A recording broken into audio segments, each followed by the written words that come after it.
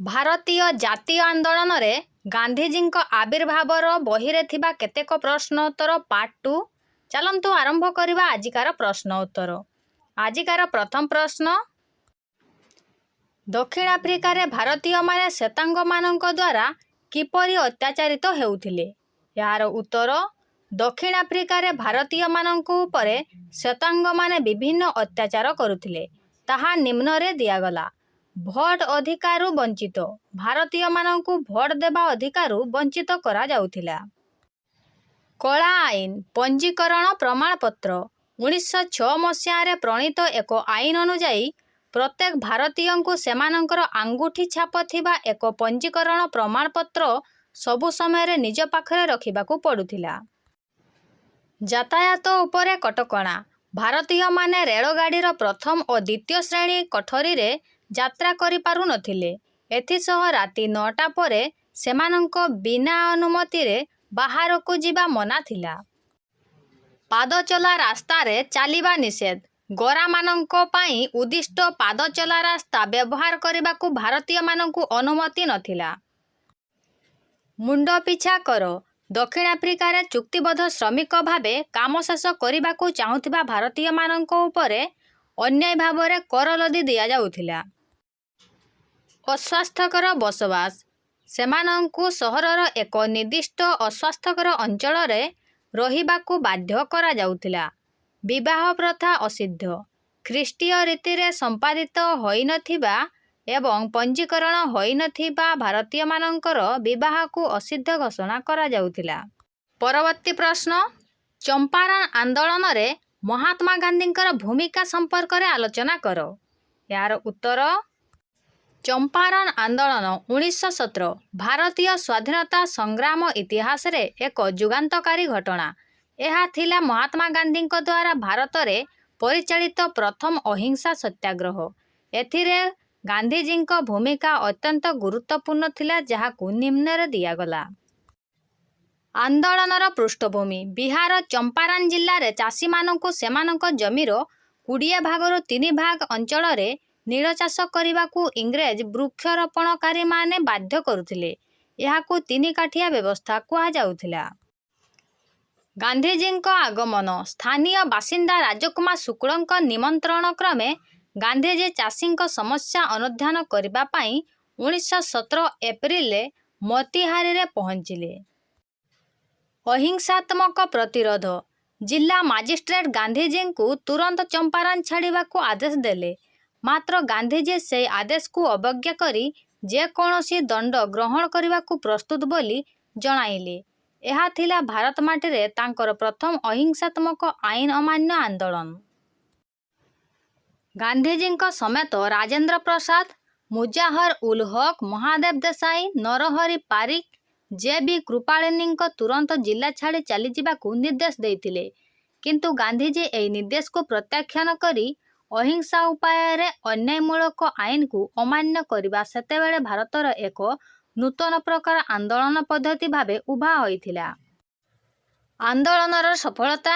ଗାନ୍ଧିଜୀଙ୍କ ଦୃଢ଼ ମନୋଭାବ ଯୋଗୁଁ ସରକାର ଏକ ଅନୁସନ୍ଧାନ କମିଟି ଗଠନ କଲେ ଏବଂ ଗାନ୍ଧିଜୀଙ୍କୁ ଏହାର ଜଣେ ସଦସ୍ୟ ଭାବେ ନିଆଗଲା। ଶେଷରେ 3 କାଠିଆ ବ୍ୟବସ୍ଥା ଉଚ୍ଛେଦ ହେଲା ଏବଂ ଚାଷୀଙ୍କଠାରୁ ବେଆଇନ ଭାବେ ଆଦାୟ ହୋଇଥିବା ଅର୍ଥର 25% ସେମାନଙ୍କୁ ଫେରସ୍ତ ଦିଆଗଲା। ଏହି ଆନ୍ଦୋଳନର ସଫଳତା ପରେ ଭାରତୀୟ ଜନତାଙ୍କ ମନରେ ଗାନ୍ଧିଜୀଙ୍କ ପ୍ରତି ଅଶେଷ ବିଶ୍ୱାସ ବଢ଼ିଗଲା। ଏହି ସମୟରେ ବିଶ୍ୱକବି ରବୀନ୍ଦ୍ରନାଥ ଟାଗୋର ତାଙ୍କୁ ମହାତ୍ମା ଆଖ୍ୟା ପ୍ରଦାନ କରିଥିଲେ। ପରବର୍ତ୍ତୀ ପ୍ରଶ୍ନ, ଖେଡ଼ାଠାରେ ଗାନ୍ଧିଜୀ କାହିଁକି ଆନ୍ଦୋଳନ କରିଥିଲେ ଏବଂ ଏହାର ଫଳ କ'ଣ ହୋଇଥିଲା?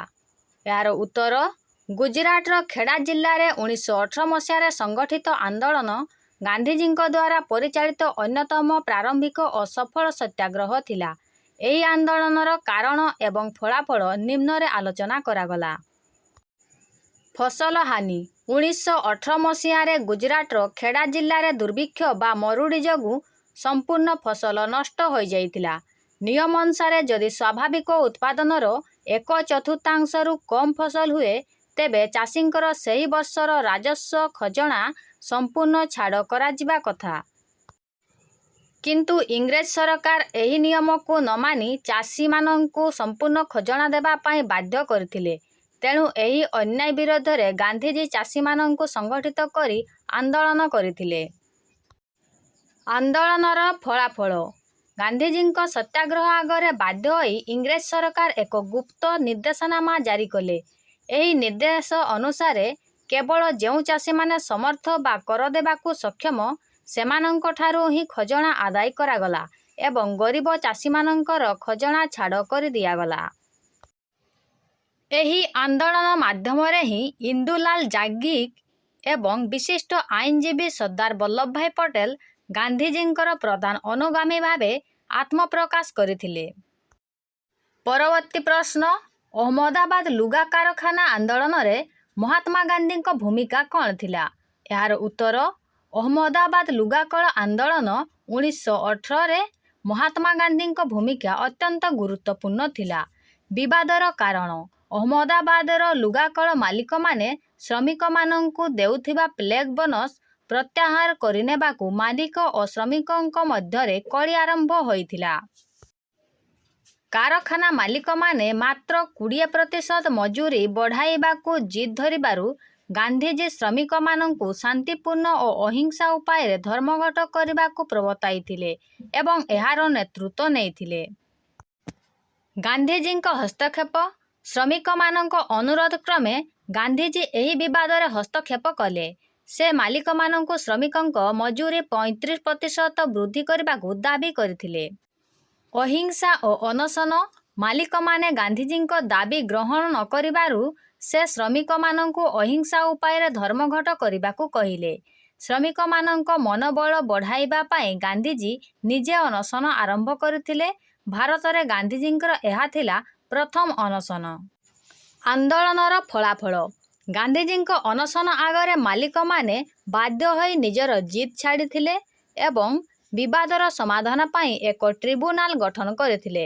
ଶେଷରେ ଟ୍ରିବ୍ୟୁନାଲଙ୍କ ନିଷ୍ପତ୍ତି ଅନୁସାରେ ଶ୍ରମିକମାନଙ୍କ ମଜୁରୀକୁ 35% ବୃଦ୍ଧି କରାଯାଇଥିଲା, ଯାହା ଗାନ୍ଧିଜୀଙ୍କର ଏକ ବଡ଼ ସଫଳତା ଥିଲା। ପରବର୍ତ୍ତୀ ପ୍ରଶ୍ନ ରାଓଲାତ ଆଇନ କ'ଣ ଏବଂ ଏହା ବିରୋଧରେ ଭାରତୀୟମାନଙ୍କର ପ୍ରତିକ୍ରିୟା କିପରି ପ୍ରତିଫଳିତ ହୋଇଥିଲା?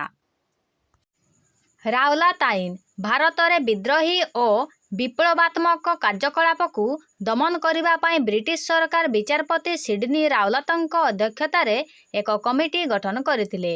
ଏହି କମିଟିର ସୁପାରିଶ ଅନୁଯାୟୀ 1919 ମସିହାରେ ଯେଉଁ ଆଇନ ପ୍ରଣୟନ କରାଗଲା ତାକୁ ରାଓଲାତ ଆଇନ କୁହାଯାଏ। ଏହି ଆଇନ ଅନୁସାରେ ସରକାର ଯେକୌଣସି ଭାରତୀୟଙ୍କୁ ବିନା ବିଚାରରେ ଗିରଫ କରି ଅନିର୍ଦ୍ଦିଷ୍ଟ କାଳ ପର୍ଯ୍ୟନ୍ତ କାରାଗାରରେ ବନ୍ଦୀ କରି ରଖିପାରିବାର କ୍ଷମତା ପାଇଲେ। ଭାରତୀୟମାନଙ୍କର ପ୍ରତିକ୍ରିୟା ଏହି କଡ଼ା ଆଇନ ବିରୋଧରେ ସାରା ଭାରତରେ ପ୍ରବଳ ଜନ ଅସନ୍ତୋଷ ଦେଖାଦେଇଥିଲା। ସତ୍ୟାଗ୍ରହ ଆରମ୍ଭ ଗାନ୍ଧିଜୀ ଏହି ଆଇନକୁ ବିରୋଧ କରି 1919 ଫେବୃଆରୀ ମସିହାରେ ଏକ ସତ୍ୟାଗ୍ରହ କମିଟି ଗଠନ କଲେ ଏବଂ ଅହିଂସା ଉପାୟରେ ସରକାରଙ୍କୁ ଅମାନ୍ୟ କରିବାକୁ ଆହ୍ୱାନ କଲେ। ହରତାଳ ପାଳନ ଗାନ୍ଧିଜୀଙ୍କ ଆହ୍ୱାନକ୍ରମେ 1919 ଏପ୍ରିଲ 6 ତାରିଖରେ ସାରା ଦେଶରେ ଉପବାସ ପ୍ରାର୍ଥନା ଏବଂ ହରତାଳ ପାଳନ କରାଗଲା। ଜନସାଧାରଣ ନିଜ କାମଧନ୍ଦା ବନ୍ଦ କରି ଶୋଭାଯାତ୍ରାରେ ଅଂଶଗ୍ରହଣ କଲେ। ଗାନ୍ଧିଜୀଙ୍କୁ ଗିରଫ ଆନ୍ଦୋଳନ ତେଜିବାରୁ ସରକାର ଗାନ୍ଧିଜୀଙ୍କୁ ଦିଲ୍ଲୀ ଓ ପଞ୍ଜାବ ପ୍ରବେଶ ଉପରେ କଟକଣା ଲଗାଇଲେ ଏବଂ ତାଙ୍କୁ ଗିରଫ କରାଗଲା। ଜନସାଧାରଣଙ୍କ ବିଦ୍ରୋହ ଦିଲ୍ଲୀ, କଲିକତା, ମୁମ୍ବାଇ, ଅହମ୍ମଦାବାଦ ଓ ଲାହୋର ଭଳି ସହରରେ ଆନ୍ଦୋଳନ ଉଗ୍ର ରୂପ ଧାରଣ କଲା। ଜନସାଧାରଣ ସରକାରୀ ଅଫିସ ଓ ପୋଷ୍ଟ ଅଫିସ ଉପରେ ଆକ୍ରମଣ କଲେ।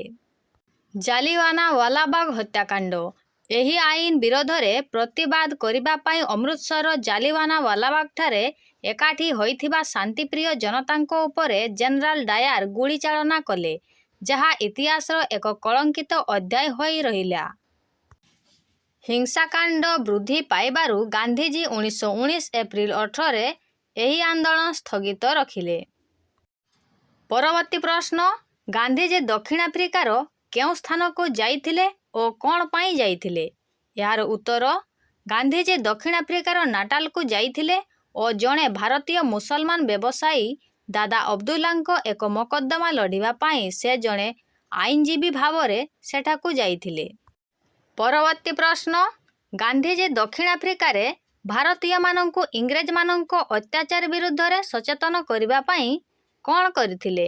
ଏହାର ଉତ୍ତର, ଗାନ୍ଧିଜୀ ଦକ୍ଷିଣ ଆଫ୍ରିକାରେ ପ୍ରବାସୀ ଭାରତୀୟମାନଙ୍କୁ ବ୍ରିଟିଶ ଓ ଶ୍ଵେତାଙ୍ଗମାନଙ୍କର ଅତ୍ୟାଚାର ଏବଂ ବର୍ଣ୍ଣ ବୈଷମ୍ୟ ନୀତି ବିରୁଦ୍ଧରେ ସଚେତନ ଓ ସଂଗଠିତ କରିବା ପାଇଁ ଅନେକ ଗୁରୁତ୍ୱପୂର୍ଣ୍ଣ ପଦକ୍ଷେପ ନେଇଥିଲେ। ସେଗୁଡ଼ିକ ହେଲା ନାଟାଲ ଭାରତୀୟ କଂଗ୍ରେସ ଗଠନ 1894, ଭାରତୀୟମାନଙ୍କ ମଧ୍ୟରେ ରାଜନୈତିକ ସଚେତନତା ଜାଗ୍ରତ କରିବା ପାଇଁ ଗାନ୍ଧିଜୀ 1894 ମସିହାରେ ନାଟାଲ ଭାରତୀୟ କଂଗ୍ରେସ ନାମକ ଏକ ରାଜନୈତିକ ଅନୁଷ୍ଠାନ ଗଠନ କରିଥିଲେ। ଇଣ୍ଡିଆନ ଓପିନିଅନ ପତ୍ରିକା ପ୍ରକାଶନ, ଇଂରେଜମାନଙ୍କ ଅତ୍ୟାଚାର ବିଷୟରେ ସମସ୍ତଙ୍କୁ ଜଣାଇବା ପାଇଁ ସେ ଇଣ୍ଡିଆନ ଓପିନିଅନ ନାମକ ଏକ ସମ୍ବାଦପତ୍ର ପ୍ରକାଶ କରିଥିଲେ। ଏହି ପତ୍ରିକା ମାଧ୍ୟମରେ ସେ ଭାରତୀୟମାନଙ୍କର ସୁଖ ଦୁଃଖ ଓ ସେମାନଙ୍କ ଅଧିକାର ବିଷୟରେ ଲୋକଙ୍କୁ ସଚେତନ କରୁଥିଲେ। ସତ୍ୟାଗ୍ରହର ପ୍ରୟୋଗ 1906 ମସିହାରେ ଇଂରେଜ ସରକାରଙ୍କ ଅପମାନଜନକ କଳା ଆଇନ ବା ଆଙ୍ଗୁଠି ଛାପ ପଞ୍ଜୀକରଣ ଆଇନ ବିରୋଧରେ ଗାନ୍ଧିଜୀ ପ୍ରଥମ କରି ଅହିଂସା ଏବଂ ସତ୍ୟାଗ୍ରହ ଆନ୍ଦୋଳନ ଆରମ୍ଭ କରିଥିଲେ। ଏହା ଭାରତୀୟମାନଙ୍କ ମଧ୍ୟରେ ଥିବା ଭୟ ଦୂର କରି ସେମାନଙ୍କୁ ନିଜ ଅଧିକାର ପାଇଁ ଲଢ଼ିବାକୁ ସାହସ ଦେଇଥିଲା। ପରବର୍ତ୍ତୀ ପ୍ରଶ୍ନ, ଗାନ୍ଧିଜୀ କେଉଁ ଆନ୍ଦୋଳନରେ ପ୍ରଥମ ଥର ପାଇଁ ସତ୍ୟାଗ୍ରହର ପ୍ରୟୋଗ କରିଥିଲେ? ଏହାର ଉତ୍ତର, ଗାନ୍ଧିଜୀ ପ୍ରଥମ ଥର ପାଇଁ ଦକ୍ଷିଣ ଆଫ୍ରିକାରେ କଳା ଆଇନ ବିରୋଧୀ ଆନ୍ଦୋଳନରେ ସତ୍ୟାଗ୍ରହର ପ୍ରୟୋଗ କରିଥିଲେ। ପରବର୍ତ୍ତୀ ପ୍ରଶ୍ନ, ତିନିକାଠିଆ ବ୍ୟବସ୍ଥା କ'ଣ? ଏହାର ଉତ୍ତର, ଚମ୍ପାରାନ ଆନ୍ଦୋଳନ ସମୟରେ ତିନିକାଠିଆ ବ୍ୟବସ୍ଥା ହେଉଛି ଏକ ଶୋଷଣମୂଳକ କୃଷି ପ୍ରଥା ଯାହା ବିହାର ଚମ୍ପାରାନ ଜିଲ୍ଲାରେ ବ୍ରିଟିଶ ବଣିକମାନଙ୍କ ଦ୍ୱାରା ପ୍ରଚଳିତ ହୋଇଥିଲା। ଜଣେ ଚାଷୀ ତାର ଚାଷ ଜମିର ପ୍ରତି 20 ଭାଗରୁ 3 ଭାଗ ଜମିରେ ବାଧ୍ୟତାମୂଳକ ଭାବେ ନୀଳ ଚାଷ କରିବାକୁ ପଡୁଥିଲା। ସେଥିପାଇଁ ଏହାକୁ ତିନିକାଠିଆ ବ୍ୟବସ୍ଥା କୁହାଯାଉଥିଲା। ପରବର୍ତ୍ତୀ ପ୍ରଶ୍ନ, ନୀଳର ଚାହିଦା ହ୍ରାସ ପାଇବା ଫଳରେ ଚମ୍ପାରାନରେ ଚାଷୀମାନଙ୍କୁ କିପରି ଶୋଷଣ କରାଗଲା? ଏହାର ଉତ୍ତର, ନୀଳର ଚାହିଦା ହ୍ରାସ ପାଇବା ଫଳରେ ଚମ୍ପାରାନରେ ଚାଷୀମାନଙ୍କୁ ଶୋଷଣ କରାଯାଉଥିଲା। ଚାଷୀମାନଙ୍କ ଉପରେ ବାଧ୍ୟତାମୂଳକ ନ କରିବା ପାଇଁ ଜମିର ଭଡ଼ା ବୃଦ୍ଧି କରାଯାଉଥିଲା ଏବଂ ଅନେକ ବେଆଇନ ଟିକସ ଆଦାୟ କରାଯାଉଥିଲା। ଏହା ବିରୋଧରେ ପ୍ରତିବାଦ କରୁଥିବା ଚାଷୀମାନେ ବିଭିନ୍ନ ପ୍ରକାର ଅତ୍ୟାଚାର ଓ ଶୋଷଣର ଶିକାର ହେଉଥିଲେ। ପରବର୍ତ୍ତୀ ପ୍ରଶ୍ନ, ଖେଡ଼ା ସତ୍ୟାଗ୍ରହ କ'ଣ ପାଇଁ ଆରମ୍ଭ ହୋଇଥିଲା? ଏହାର ଉତ୍ତର, ଗୁଜରାଟର ଖେଡ଼ା ଜିଲ୍ଲାରେ ଚାଷୀମାନଙ୍କ ଦ୍ୱାରା ଏହି ଆନ୍ଦୋଳନ ଆରମ୍ଭ ହୋଇଥିଲା। 1918 ମସିହାରେ ଖେଡ଼ା ଜିଲ୍ଲାରେ ଦୁର୍ଭିକ୍ଷ ବା ମରୁଡ଼ି ଯୋଗୁଁ ପ୍ରବଳ ଶସ୍ୟହାନି ହୋଇଥିଲା, କିନ୍ତୁ ଇଂରେଜ କର୍ମଚାରୀମାନେ ସମ୍ପୂର୍ଣ୍ଣ ଖଜଣା ଦେବା ପାଇଁ ଚାଷୀମାନଙ୍କୁ ବାଧ୍ୟ କରୁଥିଲେ। ରାଜସ୍ୱ ବିଭାଗର ଏକ ନିୟମ ଅନୁଯାୟୀ ଜମିର ସ୍ୱାଭାବିକ ଉତ୍ପାଦନ ପରିମାଣର 1/4ରୁ କମ୍ ପରିମାଣରେ ଶସ୍ୟ ଉତ୍ପାଦନ ହେଲେ ଚାଷୀମାନଙ୍କ ରାଜସ୍ୱ ଦେୟ ପରିମାଣ ଛାଡ଼ କରିବାର ବ୍ୟବସ୍ଥା ଥିଲା, କିନ୍ତୁ ଖେଡ଼ା ଚାଷୀମାନଙ୍କୁ ଇଂରେଜ କର୍ମଚାରୀମାନେ ଛାଡ଼ ନ ଦେବାରୁ ଗାନ୍ଧିଜୀ ଏହା ବିରୁଦ୍ଧରେ ଚାଷୀମାନଙ୍କୁ ସଂଗଠିତ କରି ଖେଡ଼ା ସତ୍ୟାଗ୍ରହ ଆନ୍ଦୋଳନ କରିଥିଲେ। ପରବର୍ତ୍ତୀ ପ୍ରଶ୍ନ, ଅହମ୍ମଦାବାଦ ଲୁଗାକଳର ଶ୍ରମିକମାନଙ୍କର କାହିଁକି ମାଲିକମାନଙ୍କ ସହିତ କଳହ ଆରମ୍ଭ ହେଲା? ଏହାର ଉତ୍ତର, ଗୁଜରାଟର ଅହମ୍ମଦାବାଦଠାରେ ଲୁଗାକଳ ଶ୍ରମିକ ଓ ମାଲିକମାନଙ୍କ ମଧ୍ୟରେ କଳହ ବା ବିବାଦର ମୁଖ୍ୟ କାରଣ ହେଲା ପ୍ଲେଗ ବୋନସ ପ୍ରତ୍ୟାହାର। ଅହମ୍ମଦାବାଦରେ ପ୍ଲେଗ ମହାମାରୀ ଦେଖାଦେଉଥିବାରୁ ଲୁଗାକଳ ମାଲିକମାନେ ଶ୍ରମିକମାନଙ୍କୁ ପ୍ଲେଗ ବୋନସ ଦେଉଥିଲେ, କିନ୍ତୁ ପ୍ଲେଗ ରୋଗ ଦୂର ହେବା ପରେ ମାଲିକମାନେ ଏହି ବୋନସ ଦେବା ହଠାତ୍ ବନ୍ଦ କରିଦେଲେ। ଫଳରେ ଶ୍ରମିକ ଓ ମାଲିକମାନଙ୍କ ମଧ୍ୟରେ କଳହ ସୃଷ୍ଟି ହୋଇଥିଲା। ଇଂରେଜ ଜିଲ୍ଲାପାଳଙ୍କ ଅନୁରୋଧ କ୍ରମେ ଗାନ୍ଧିଜୀ ଏହି କଳହରେ ହସ୍ତକ୍ଷେପ କଲେ ଏବଂ ଏଥିପାଇଁ ଏକ ଟ୍ରିବ୍ୟୁନାଲ ନିଯୁକ୍ତ କରି ତାର ନିଷ୍ପତ୍ତିକୁ ଗ୍ରହଣ କରିବାକୁ ଉଭୟ ପକ୍ଷଙ୍କୁ ରାଜି କରିଥିଲେ। ମାଲିକମାନେ ଏଥିରୁ ଓହରି ଯାଇ ଶ୍ରମିକ ମଜୁରୀର 20 ଭାଗ ବୃଦ୍ଧି ଘୋଷଣା କଲେ, କିନ୍ତୁ ଶ୍ରମିକମାନେ 35% ମଜୁରୀ ବୃଦ୍ଧି କରିବାକୁ ଦାବି କରିଥିଲେ। ହେଲେ ମାଲିକମାନେ ତାହା ପ୍ରତ୍ୟାଖ୍ୟାନ କରିଥିବାରୁ ଦାବି ପୂରଣ ପାଇଁ ଗାନ୍ଧିଜୀଙ୍କ ନେତୃତ୍ୱରେ ଅନଶନ ଏକ ଅହିଂସା ଆନ୍ଦୋଳନ କରିଥିଲେ। ପରେ କାରଖାନା ମାଲିକମାନେ ଶ୍ରମିକମାନଙ୍କ ମଜୁରୀ 35% ଭାଗ ବୃଦ୍ଧି କରିବା ପାଇଁ ସମ୍ମତି ପ୍ରଦାନ କରିଥିଲେ। ରାଉଲତ ଆଇନ କ'ଣ ଥିଲା? ଏହାର ଉତ୍ତର, ରାଉଲାତ ଆଇନ 1919 ମସିହାରେ ବ୍ରିଟିଶ ସରକାର ପ୍ରଣୟନ କରିଥିବା ଏକ କଳା ଆଇନ। ଏହି ଆଇନ ଅନୁସାରେ ପୋଲିସ ବିନା ବିଚାରରେ ଯେକୌଣସି ବ୍ୟକ୍ତିଙ୍କୁ ଗିରଫ କରି ଜେଲରେ ରଖିପାରିବ। ଅଭିଯୁକ୍ତଙ୍କୁ ଓକିଲ ରଖିବା ଓ ଅପିଲ କରିବାର ଅଧିକାର ନଥିଲା। ଭାରତୀୟମାନେ ଏହାକୁ କଳା ଆଇନ କହି ବିରୋଧ କଲେ। ଏହା ବିରୋଧରେ ଗାନ୍ଧିଜୀ 6 ଏପ୍ରିଲ 1919ରେ ଦେଶବ୍ୟାପୀ ହରତାଳ ଡାକରା ଦେଇଥିଲେ। ପରବର୍ତ୍ତୀ ପ୍ରଶ୍ନ, ରାଉଲାତ ଆଇନ ବିରୁଦ୍ଧରେ ଗାନ୍ଧିଜୀଙ୍କ ଗଣସତ୍ୟାଗ୍ରହକୁ ଆନି ବେସାନ୍ତଙ୍କ ବ୍ୟତୀତ ଅନ୍ୟ କେଉଁ ନେତାମାନେ ବିରୋଧ କରିଥିଲେ? ଏହାର ଉତ୍ତର, ରାଉଲାତ ଆଇନ ବିରୁଦ୍ଧରେ ଗାନ୍ଧିଜୀଙ୍କ ଗଣସତ୍ୟାଗ୍ରହକୁ ଆନି ବେସାନ୍ତଙ୍କ ବ୍ୟତୀତ ପ୍ରମୁଖ ନେତାମାନେ ବିରୋଧ କରିଥିଲେ। ସୁରେନ୍ଦ୍ରନାଥ ବାନାର୍ଜୀ, ତେଜ ବାହାଦୁର ସାପ୍ରୁ, ମଦନ ମୋହନ ମାଲବ୍ୟ, ଦୀନଦୟାଲ ୱାଚା। ଏହି ନେତାମାନଙ୍କ ମତରେ ସତ୍ୟାଗ୍ରହ ବା ଗଣ ଆନ୍ଦୋଳନ ଦ୍ୱାରା ଦେଶରେ ହିଂସାତ୍ମକ ପରିସ୍ଥିତି ସୃଷ୍ଟି ହୋଇପାରେ। ଏଥିପାଇଁ ସେମାନେ ଗାନ୍ଧିଜୀଙ୍କର ଏହି ଗଣ ସତ୍ୟାଗ୍ରହ ଆନ୍ଦୋଳନକୁ ସମର୍ଥନ କରିନଥିଲେ। ପରବର୍ତ୍ତୀ ପ୍ରଶ୍ନ, ଜାଲିଆନାୱାଲାବାଗ ହତ୍ୟାକାଣ୍ଡ କାହିଁକି ସଂଘଟିତ ହୋଇଥିଲା? ଏହାର ଉତ୍ତର, ଜାଲିଆନାୱାଲାବାଗ ହତ୍ୟାକାଣ୍ଡ ମୁଖ୍ୟତଃ 2 ଜଣ ଜନପ୍ରିୟ ନେତାଙ୍କ ଗିରଫଦାରୀର ପ୍ରତିବାଦ ଏବଂ ବ୍ରିଟିଶ ସରକାରଙ୍କୁ ଦମନ କରିବା ପାଇଁ ସଂଘଟିତ ହୋଇଥିଲା। ରାଉଲାତ ଆଇନ ବିରୋଧୀ ଆନ୍ଦୋଳନ ସମୟରେ ପଞ୍ଜାବର 2 ଜଣ ଜନପ୍ରିୟ ନେତା ଡାକ୍ତର ସୈଫୁଦ୍ଦିନ କିଚଲୁ ଏବଂ ଡାକ୍ତର ସତ୍ୟପାଲଙ୍କୁ ଇଂରେଜ ସରକାର ଗିରଫ କରିଥିଲେ। ଏହି ଗିରଫଦାରୀର ପ୍ରତିବାଦ କରିବା ପାଇଁ 1919 ଏପ୍ରିଲ 13 ତାରିଖ ବୈଶାଖୀ ପର୍ବ ଦିନ ଅମୃତସରର ଜାଲିଆନାୱାଲାବାଗ ପଡ଼ିଆରେ ଏକ ଶାନ୍ତିପୂର୍ଣ୍ଣ ସାଧାରଣ ସଭା ଆୟୋଜିତ ହୋଇଥିଲା। ସେହି ସମୟରେ ସହରରେ ସଭାସମିତି ଉପରେ କଟକଣା ଜାରି ହୋଇଥିଲା, ଯାହା ବିଷୟରେ ଜନସାଧାରଣ ଅବଗତ ନଥିଲେ। ସାମରିକ ମୁଖ୍ୟ ଜେନେରାଲ ଡାୟାର ସୈନ୍ୟସାମନ୍ତଙ୍କ ସହ ସେଠାରେ ପହଞ୍ଚି ପଡ଼ିଆର એકમાત્ર ପ୍ରବେଶପଥକୁ ଅବରୋଧ କରି ନିରୀହ ଅସ୍ତ୍ରହୀନ ଜନତାଙ୍କ ଉପରକୁ ଅତର୍କିତ ଗୁଳିଚାଳନା କରିଥିଲେ। 1894ରେ ଗାନ୍ଧିଜୀଙ୍କ ଦ୍ୱାରା କେଉଁ ଅନୁଷ୍ଠାନ ଗଠିତ ହୋଇଥିଲା?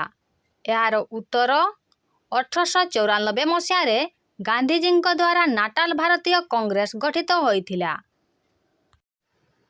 ଦକ୍ଷିଣ ଆଫ୍ରିକାରେ ଭାରତୀୟମାନଙ୍କ ମଧ୍ୟରେ ରାଜନୈତିକ ସଚେତନତା ସୃଷ୍ଟି କରିବା ଏବଂ ଇଂରେଜମାନଙ୍କ ବର୍ଣ୍ଣ ବୈଷମ୍ୟ ନୀତି ବିରୁଦ୍ଧରେ ସଂଗ୍ରାମ କରିବା ପାଇଁ ଗାନ୍ଧିଜୀ ଏହି ସଂଗଠନ ପ୍ରତିଷ୍ଠା କରିଥିଲେ। ପରବର୍ତ୍ତୀ ପ୍ରଶ୍ନ, ଇଣ୍ଡିଆନ ଓପିନିଅନ ସମ୍ବାଦପତ୍ର କିଏ ପ୍ରକାଶ କରିଥିଲେ?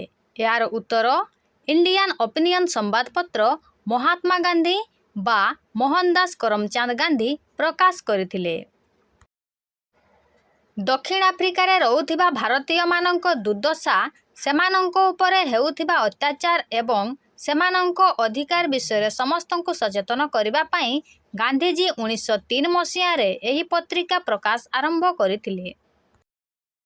ପରବର୍ତ୍ତୀ ପ୍ରଶ୍ନ, ମୋହନଦାସ କରମଚାନ୍ଦ ଗାନ୍ଧୀଙ୍କୁ କିଏ ମହାତ୍ମା ଆଖ୍ୟା ଦେଇଥିଲେ?